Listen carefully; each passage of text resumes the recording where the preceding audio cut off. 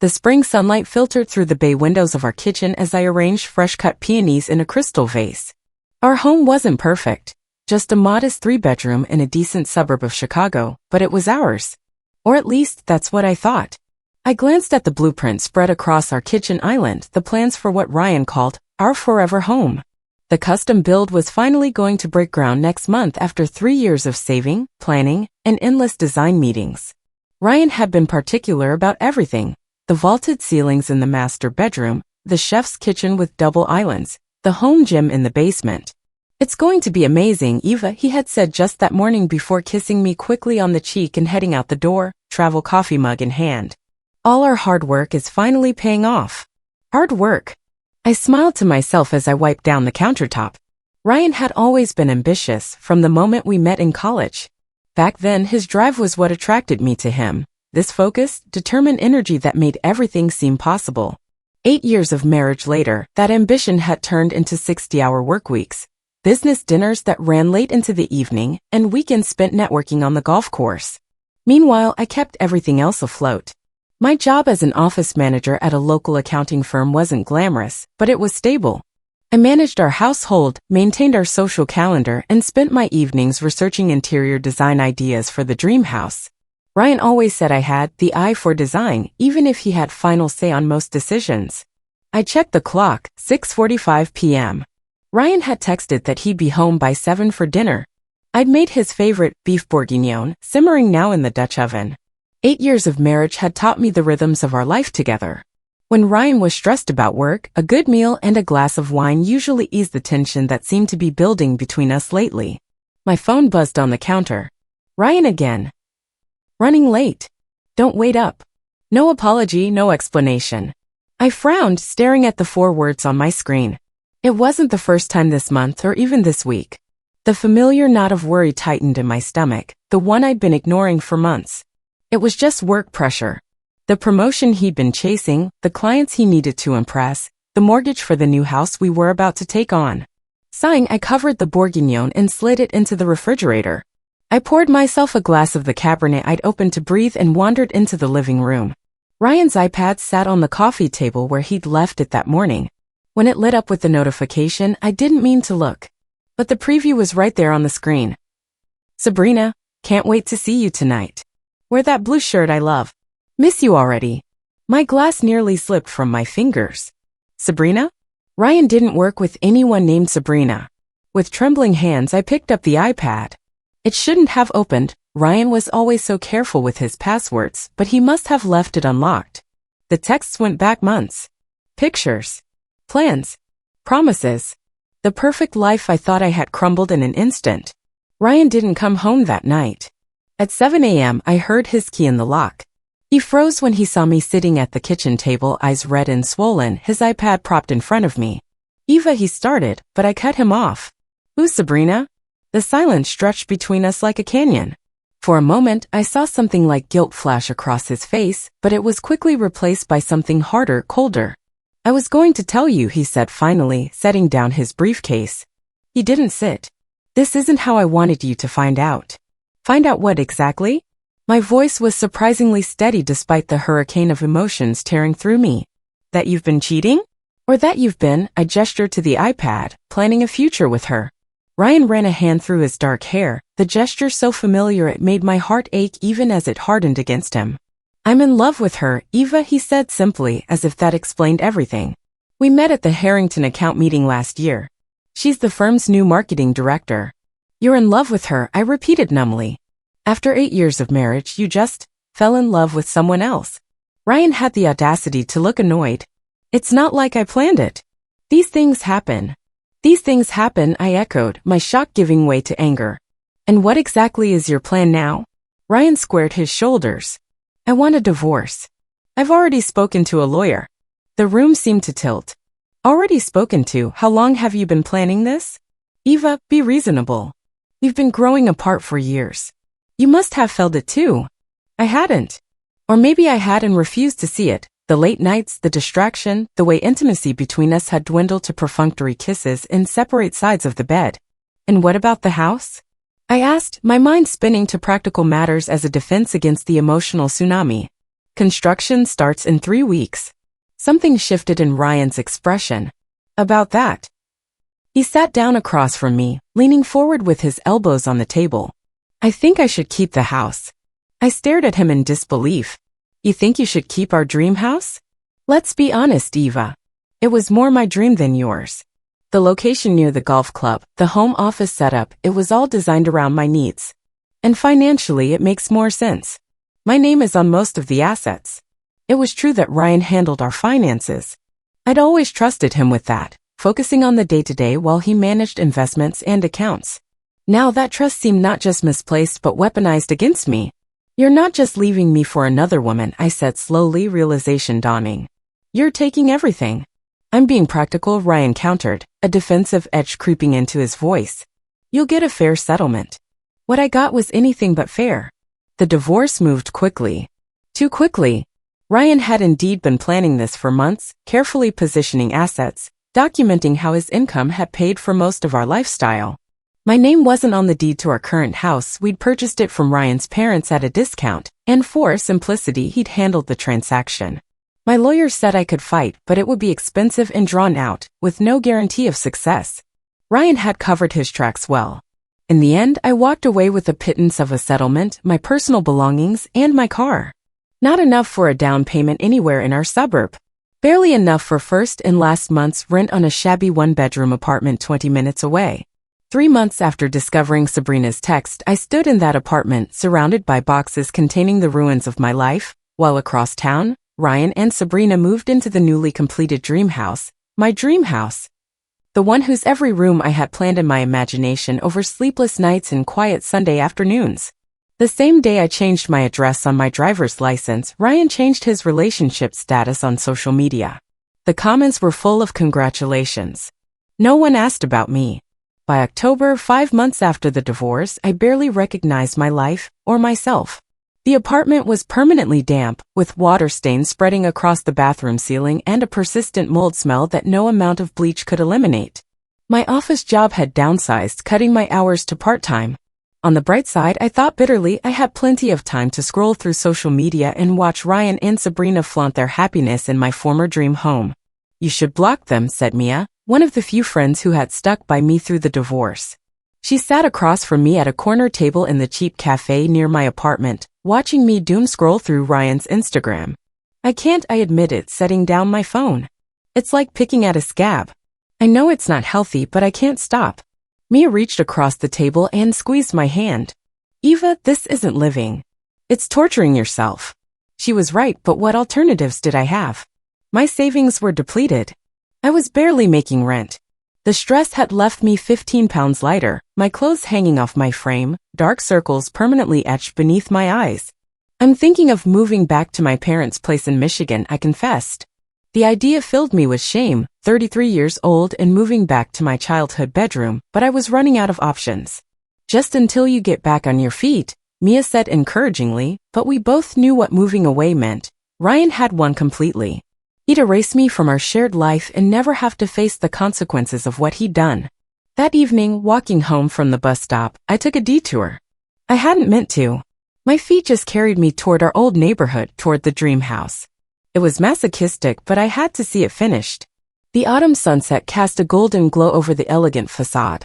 3 stories of craftsman-inspired architecture with the large windows I'd insisted on to maximize natural light. Ryan's black Tesla sat in the circular driveway alongside a white Range Rover I didn't recognize, Sabrina's presumably. I stood across the street, half hidden by an oak tree, watching as lights came on inside. Through the uncurtained windows, I could see movement. Ryan walking across the open concept first floor, disappearing into what would be the kitchen. The kitchen I had designed down to the cabinet handles. Then the front door opened and laughter spilled out into the quiet street. Ryan and Sabrina emerged, dressed for an evening out. She wore a slinky black dress, her arm looped through his as they walked to the Tesla. Neither of them noticed me standing in the shadows. What cut deepest wasn't their obvious happiness, it was how easily I had been replaced, removed, erased. As if 8 years of marriage had meant nothing. As if I had meant nothing. I waited until the Tesla disappeared around the corner before approaching the house. Standing at the edge of the driveway, I could see through the floor-to-ceiling windows of the living room. A large gathering was clearly in progress, people milled about with drinks in hand. A catering staff moved efficiently through the space. They were having a housewarming party. A party I hadn't been invited to in a house that should have been partly mine. I stood there too long until someone inside noticed. A woman I vaguely recognized from Ryan's office pointed in my direction, her expression concerned. Shame burning through me, I turned and hurried away, tears blurring my vision. Back in my dingy apartment, I sank to the floor, surrounded by unpacked boxes and fading dreams. This couldn't be my life. I couldn't let it be. Through tears, I grabbed an old receipt and a pen from my purse. On the back of the crumpled paper, I wrote 5 words. I will be rich. I will win.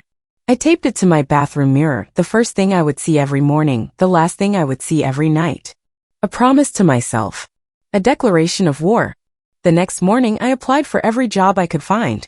Waitressing at a diner 3 blocks from my apartment. Weekend shifts at a local bookstore. Freelance content writing gigs on Upwork. Anything to generate income beyond my reduced office hours. By December, I was working 60 hours a week across 3 jobs. I was exhausted, but for the first time since the divorce, my bank account wasn't hovering near zero. I started a spreadsheet tracking every penny earned, every penny saved. The numbers were small, but they were growing. Late one night, too wired from my shift at the diner to sleep, I found myself scrolling through YouTube videos on financial literacy, investing for beginners, how to build wealth from nothing. I devoured information like a starving person at a feast. You need to make your money work for you, said a woman in one video, her confident smile beaming from my cracked phone screen. Find what you're good at and leverage it. What was I good at? The question haunted me through sleepless nights. I'd always had an eye for design and style. Ryan had acknowledged that much. But how could I leverage that with no formal training, no connections, no startup capital? The answer came from an unexpected source. Clearing out one of the still unpacked boxes from the move, I found an old side table we bought at a garage sale years ago. I'd refinished it myself, stripping away layers of garish paint to reveal beautiful oak beneath. At the time, Ryan had called it a nice hobby. Now I wondered if it could be something more.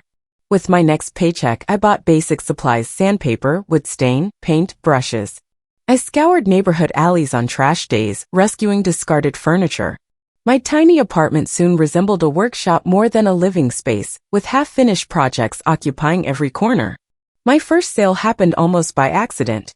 A vintage nightstand I'd renovated with chalk paint and new hardware caught the eye of a customer at the bookstore where I worked weekends. That's gorgeous, she said, pointing to the photo I was using as my phone background. Where did you get it? I made it, I replied, surprised by the pride in my voice. I restored it. She offered me $200 on the spot and asked if I had other pieces or took commissions. That night, I created an Instagram account, New Roots Designs, and posted before and after photos of my first 5 furniture transformations. By morning, I had 20 followers. By the end of the week, over 100. My first commission came through 3 days later, a mid-century modern dresser that needed love. I worked nights and weekends on furniture while maintaining my other jobs. Every extra dollar went into a separate savings account I'd labeled future.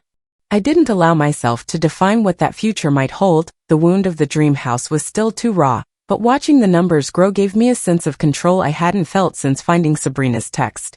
6 months in, I had enough consistent furniture renovation work to quit the diner job.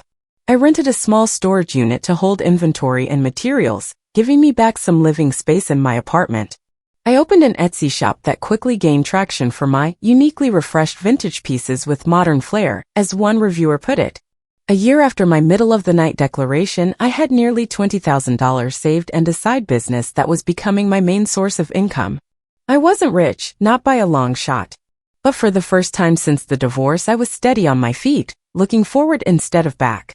That's when I got the text from Darren, a mutual friend who had managed to stay neutral through the divorce. Thought you should know. Ryan and Sabrina are having problems. Financial ones. Heard him talking about it at the club. Something about the house being more expensive than they planned. I stared at the message for a long time before responding with a simple thanks for letting me know. That night, I didn't look at the dream house on Instagram or Google Maps. Instead, I started researching real estate investment strategies and how to build business credit. If Ryan and Sabrina were having money troubles, that was their problem. I had a future to build. 3 years after the divorce, New Roots Designs had evolved from furniture restoration to a full-fledged interior design and e-commerce business. My Instagram following had exploded after a particularly dramatic transformation of a Victorian settee was picked up by a popular design blog. Clients now commission me not just for furniture but for complete room makeovers. I'd moved out of the damp apartment into a bright, airy loft that doubled as my showroom. I'd hired 2 part-time assistants to help with the growing workload. The future savings account had funded an LLC, a professional website, and inventory that I no longer had to scavenge from alleyways. My big break came when the wife of a Chicago Bears player hired me to redesign their lake house after seeing my work on a friend's vacation home. The project was featured in a regional home magazine, bringing a flood of high-end clients and sponsorship offers from furniture and paint companies. I learned to negotiate, to value my time and talent, to say no to projects that didn't excite me or pay what I was worth. I took classes in business management and financial planning, determined never again to be in the dark about money matters. 5 years out, New Roots had expanded to include a small but exclusive furniture line manufactured to my specifications, a home goods collection, and a waiting list for design clients. My social media presence had garnered attention from HGTV producers who were interested in discussing opportunities. I'd been profiled in Entrepreneur magazine as one of 40 under 40 business owners to watch.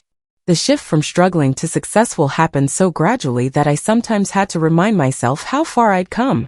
The reminder usually came in the form of my bank statements, 7 figures across multiple accounts and investments, or in the shocked faces of old acquaintances who ran into the new Eva, confident, stylish, self-made. Mia, over brunch at my favorite riverside cafe, shook her head in amazement. "If Ryan could see you now," she said, "he'd eat his heart out." "Ryan who?" I replied with a smile, only half joking. I'd stopped checking his social media years ago, too busy building my own life to obsess over his. But that afternoon, curiosity, or perhaps fate, led me to type his name into the search bar for the first time in years. What I found was unexpected, a listing for the dream house.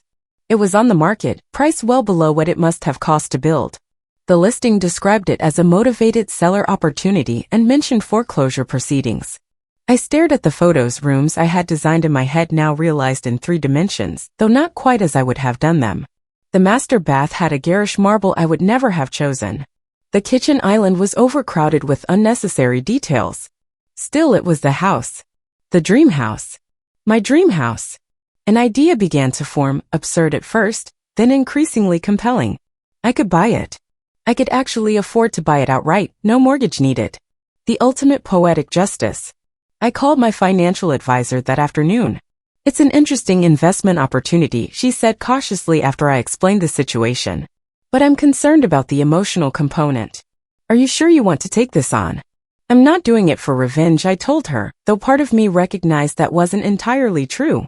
It's a good investment in a desirable neighborhood. And yes, there's symbolism in it for me. Reclaiming something I helped create. She advised setting up an LLC specifically for this purchase to maintain privacy. "If you're determined to do this, let's at least make sure they don't know it's you until the deal is closed." 2 weeks later, Phoenix Rising Properties LLC made an all-cash offer on the dream house, 10% below the asking price. Given the foreclosure proceedings, the bank was eager to accept. The deal closed in record time. Ryan and Sabrina were given 30 days to vacate the premises. They didn't know yet who had bought their home. But they would. The morning of the final inspection, I dressed with deliberate care, a cream silk blouse tucked into tailored charcoal pants, a camel coat draped over my shoulders, gold statement earrings catching the light. Professional. Powerful. A far cry from the broken woman who had once stood across the street, watching their housewarming party through the windows. My real estate attorney met me at the property, clipboard in hand, ready to conduct the final walkthrough before Ryan and Sabrina handed over the keys. They'd agreed to be present for the inspection, standard procedure, though typically the buyer sent a representative rather than appearing in person. They didn't know the buyer was coming. They didn't know the buyer was me. The house looked different in daylight than it had in my imagination or in the listing photos. Larger in some ways, smaller in others. Signs of hasty packing were everywhere, empty hooks on walls where pictures had hung, rectangular clean spots on dusty surfaces where decor had been removed. My attorney checked his watch. "They should be here any minute. Are you sure you want to do this yourself?" "I could handle it." "I'm sure," I said, running my hand along the quartz countertop of the kitchen island. This is something I need to do in person. We heard the front door open, then voices in the foyer. Ryan's first, still so familiar even after all these years, then a woman's, presumably Sabrina's. "Hello," Ryan called out. "We're here for the final walkthrough with Phoenix Rising Properties." I took a deep breath and stepped out of the kitchen into the foyer. "Hello, Ryan." He froze, staring at me as if I were a ghost. In some ways, I supposed I was the ghost of his past come back to haunt him. "Eva." He looked older than I remembered, lines of stress etched around his eyes and mouth. The confident swagger I'd once admired now read as defensive posturing. "What are you doing here?" Beside him, a petite blonde Sabrina looked between us in confusion. "Ryan, what's going on? Who is this?" "This is Eva," Ryan said slowly, comprehension dawning in his eyes. "My ex-wife." "Your ex-wife is here for our inspection?" Sabrina's voice rose shrilly. "Why?" I stepped forward, extending my hand not to shake but to present my business card. Eva Sinclair, CEO of New Roots Designs and sole owner of Phoenix Rising Properties, LLC. I'm your buyer. The color drained from Ryan's face. You bought our house." "I bought my house," I corrected him gently. "Or more accurately, I bought what should have been our house. The one you took from me, along with everything else." Sabrina grabbed Ryan's arm. "You didn't tell me she had money. You said she was a nobody?" I suggested, raising an eyebrow. "Struggling? Pathetic?" "Whatever he told you, things change. People change." "I changed." My attorney cleared his throat discreetly. "Perhaps we should proceed with the inspection. We have a schedule to keep." We moved through the house room by room. I noted defects for the record: water damage in the main bathroom, a cracked tile in the entryway, a closet door off its track. Ryan and Sabrina trailed behind us in stunned silence, occasionally exchanging glances or whispered words. In the master bedroom, their bedroom, Ryan finally spoke up. "This is about revenge, isn't it? You couldn't stand to see us happy, so you're taking away our home." I turned to face him, maintaining a composure I practiced in 1,000 difficult client meetings and negotiations. "This isn't about revenge, Ryan. It's about closure. It's about coming full circle. You took everything from me and expected me to disappear. I didn't. I rebuilt. I succeeded beyond what either of us could have imagined. So what happens now?" Sabrina demanded, her earlier confusion hardening into anger. "You kick us out? Make us homeless? Is that your grand plan?" "You have 3 days to vacate the premises as stipulated in the purchase agreement," my attorney interjected smoothly. "The movers Ms. Sinclair has hired will arrive on Friday to remove any remaining items, which will be placed in storage for 30 days at her expense. After that, unclaimed items will be donated." 3 days. Ryan's voice cracked. "Where are we supposed to go in 3 days?" I met his gaze evenly. "That's not my problem, Ryan. Just like where I would go wasn't your problem 5 years ago. The difference is I'm giving you more notice than you gave me, and I'm paying for storage. I'd say that makes me the bigger person, wouldn't you?" We completed the inspection in silence. At the front door, Ryan tried one last appeal. "Eva, please. We can work something out. Maybe we could rent from you until we find another place." I considered him for a moment, this man I had once loved who had shattered my world without a second thought. I felt no satisfaction in his distress, but no sympathy either. Just a quiet certainty that this chapter of my life was finally closing. "No, Ryan. I don't think so. The keys, please." Shoulders slumped in defeat, he dropped the house keys into my outstretched palm. Our fingers didn't touch. "Goodbye, Ryan," I said, stepping out onto the porch. "Good luck with your fresh start. It's not easy, but trust me, it can be done." 3 days later, from the privacy of my car parked across the street, I watched as Ryan and Sabrina loaded the last of their possessions into a rented moving truck. They didn't look back as they drove away from the dream house, now my house, leaving behind the life they built on the ruins of mine. I waited until their taillights disappeared around the corner before walking up the driveway, keys in hand.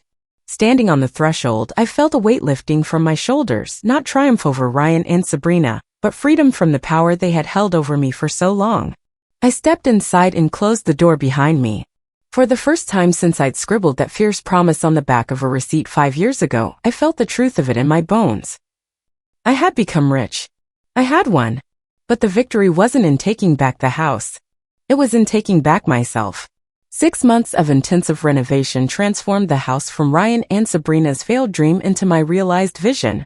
Working with a team of contractors I'd developed relationships with through my design business, I reimagined every space, erasing the last traces of my past life. The ostentatious marble in the master bath was replaced with serene honed slate. The oversized chef's kitchen was reconfigured for both function and beauty. The formal dining room became a light-filled art studio.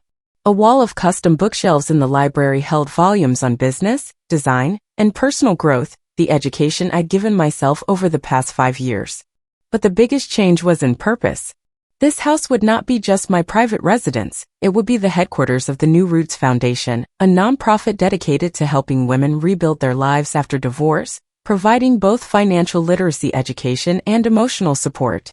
The grand opening event took place on a perfect June evening, exactly 6 years after I'd found Sabrina's text on Ryan's iPad.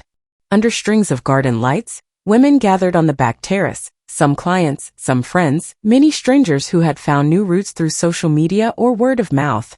Mia, now my foundation's communications director, clinked a spoon against her wine glass to quiet the crowd. Attention, everyone! It's time for our founder to say a few words. Taking a deep breath, I stepped onto the small platform we'd set up beside the garden fountain. Faces turned toward me, expectant, supportive, curious. 6 years ago I thought my life was over. My husband left me for another woman and took everything we'd built together, including plans for this very house. Murmurs rippled through the crowd. I was broken, defeated, and very, very angry. I paused, looking around at the beautiful space that had once represented my greatest loss. That anger could have consumed me. Instead, it fueled me. It drove me to rebuild not just my financial security but my sense of self-worth. Along the way, I discovered strengths I never knew I had and a purpose bigger than revenge or personal success. I gestured to the house behind me. This place was once a symbol of everything I'd lost. Now it's a symbol of everything I've gained and everything I want to share with others facing similar challenges. The New Roots Foundation exists because I know firsthand that rock bottom can be a foundation to build upon, not just a place to stay broken. Applause broke out, genuine and warm. As it faded, I raised my glass. To New Roots, I said. May they grow strong and deep, no matter how harsh the storm that preceded them. To New Roots, the crowd echoed, glasses lifting in unison. Later, as guests mingled through the house and gardens, a young woman approached me, early 30s, with the hollow-eyed look I recognized from my own mirror years before. Your story gives me hope, she said quietly. I'm 6 months post-divorce. Some days I can barely get out of bed. I took her hand in mine. I remember those days. They don't last forever, I promise. Did it help? She asked. Buying this house? Getting revenge on your ex? I considered her question seriously, wanting to give an honest answer. It closed a chapter. But the real healing happened long before I bought this house. It happened when I stopped defining myself by what he did to me and started defining myself by what I could do for myself and eventually for others. Over her shoulder, I caught sight of Mia giving me the signal that a reporter from the Chicago Tribune had arrived for our scheduled interview about the foundation's launch. Come to our first workshop next week, I told the woman, squeezing her hand before releasing it. Bring a notebook and an open mind. The woman you'll discover in the process of rebuilding might surprise you. Hours later, after the last guest had departed and the catering staff had cleared away the evidence of celebration, I found myself alone in the garden, watching the sunset paint the sky in shades of pink and gold.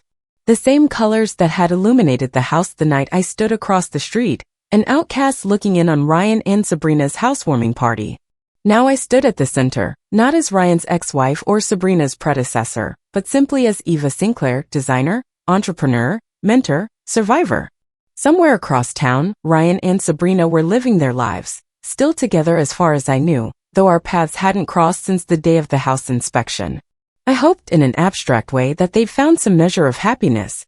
Not because I forgave what they'd done, but because holding on to bitterness would only hurt me in the end. I'd learned that lesson the hard way, through years of rebuilding not just my financial security but my sense of self. The strongest foundations aren't built on resentment or revenge. They're built on resilience, on the determination to create something new from the rubble of what was lost. Standing in the garden of what was now truly my home, I smiled as the day's last light gilded the flowers I planted with my own hands. They were taking root.